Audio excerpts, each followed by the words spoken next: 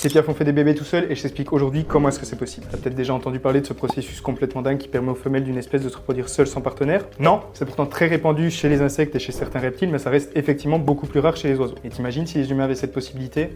On appelle ça la parthénogenèse. Il s'agit d'une reproduction asexuée où l'embryon se développe à partir d'un ovule non fécondé. Mais comment est-ce que cela fonctionne réellement? Une reproduction classique dite sexuée implique une fusion des gamètes mâles et femelles. Chacun d'entre eux fournissent la moitié des informations génétiques nécessaires à créer un nouvel organisme. Mais dans le cas de la parthénogenèse, le corps trouve un moyen unique de créer des gènes habituellement fournis par le spermatozoïde. Pour la faire simple, il s'agit d'une réduction chromatique donnant deux sous-produits capables de s'autoféconder. Bien souvent, la parthénogenèse intervient lorsque la reproduction sexuée n'est pas ou plus possible. Pour ces animaux, il vaut mieux se reproduire mâle que ne pas se reproduire du tout, histoire de perpétuer l'espèce. Les petits résultants de ce mode de reproduction seront donc des copies quasi conformes de leur mère sur le plan génétique. Ce phénomène a déjà été observé chez les poules et les dames domestiques, mais aussi plus récemment sur le condor des Andes, Vultur gryphus, une espèce en danger critique d'extinction qui avoisine les 3 mètres d'envergure. N'oublie pas de t'abonner si tu veux apprendre d'autres folies sur les oiseaux et à plus.